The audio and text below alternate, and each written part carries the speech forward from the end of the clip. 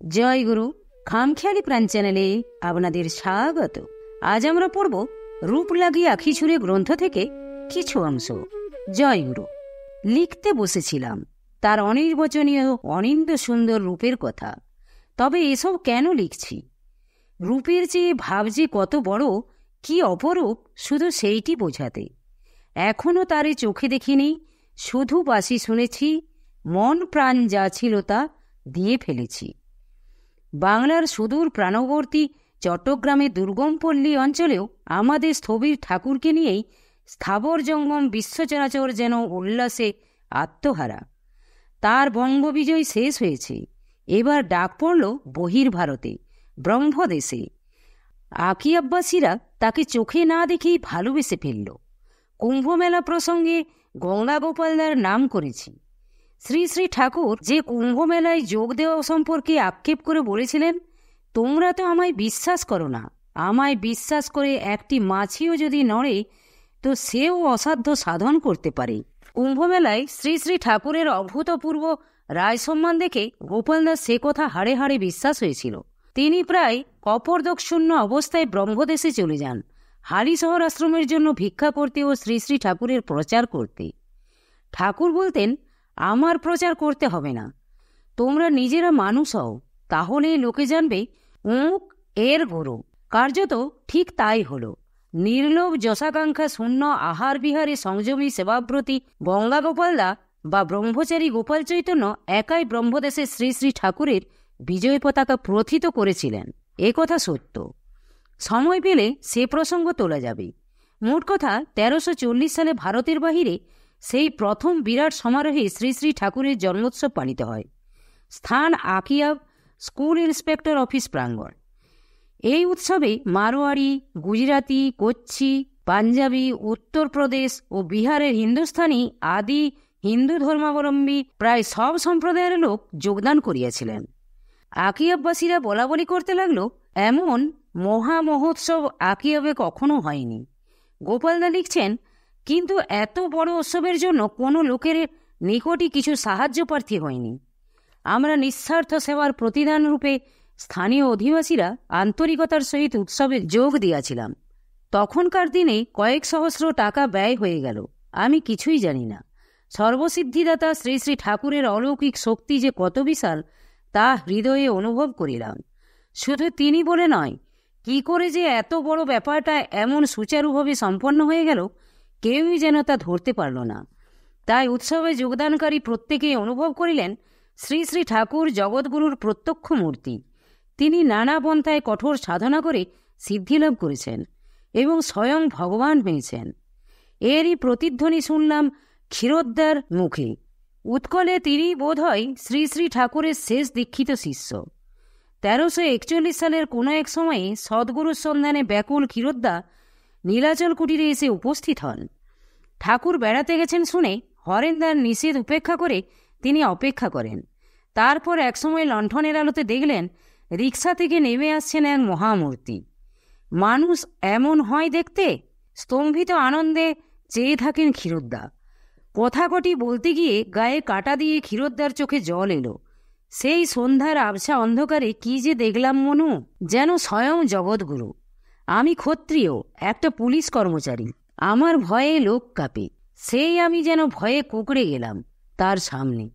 কোনো মতে প্রণাম করলাম রাস্তার ধুলায় পড়ে। 1341 সাল, আসাম মঠে ভক্ত সম্মিলনী। সেবার মঠে গিয়ে ঠাকুর আনন্দের নির্ঝর বইয়ে দিলেন। তার গুরুগম্ভীর সমাহিত ভাব সেবার প্রথম যুগের মতো উল্লাস চঞ্চল বালকভাবে পরিবর্তিত হল। 1342 সালের বৈশাখ সংখ্যা আর্যদর্পণ ও নীলাচল বাণীতে এর বিবরণ আছে।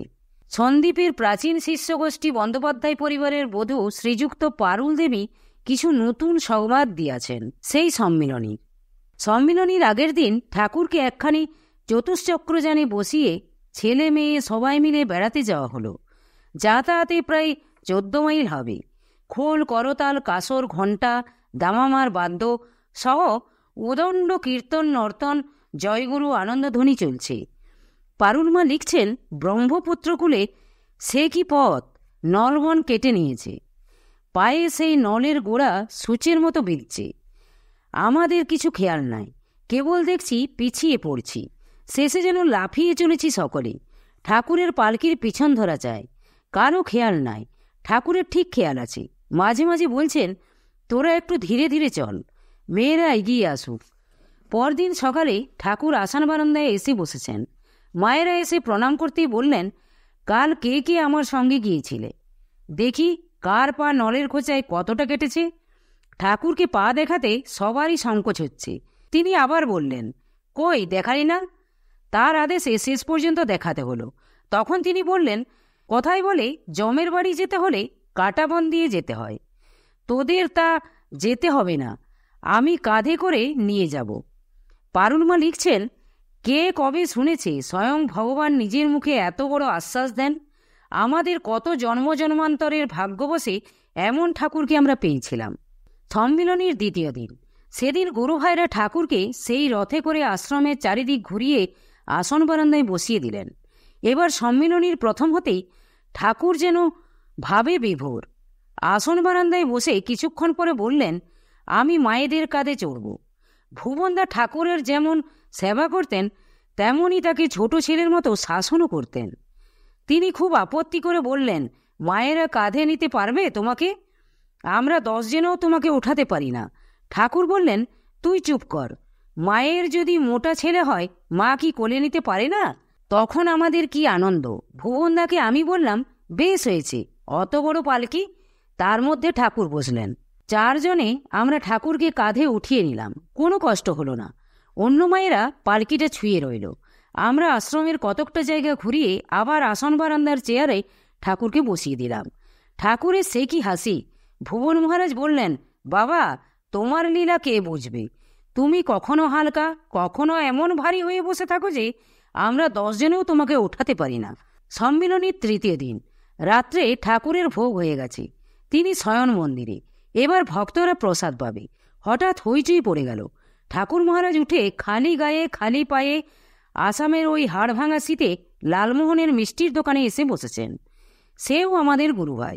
ঠাকুর বলছেন, দেখ লালমোহন, ভুবন যে আজ আমাকে খেতে দিয়েছে, আমার মোটেই খিদে যায় নাই, তাই উঠে এসেছি তোর দোকানে মিষ্টি কিনে খাবো।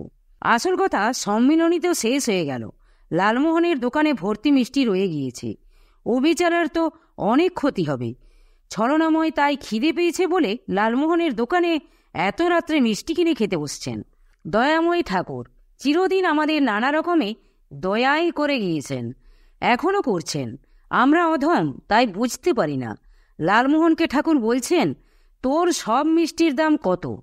ইতিমধ্যে ভক্ত শিষ্যরা ক্যাম্প থেকে এসে মিষ্টির দোকানে হাজির। ঠাকুর বললেন, আবার তোরা এসেছিস? মনে ভেবেছিলাম চুপচাপ একা খেয়ে যাব, তার হচ্ছে না। লালমোহন চুপ করে আছে। কি করে আর ঠাকুরের কাছে মিষ্টির দাম বলবে?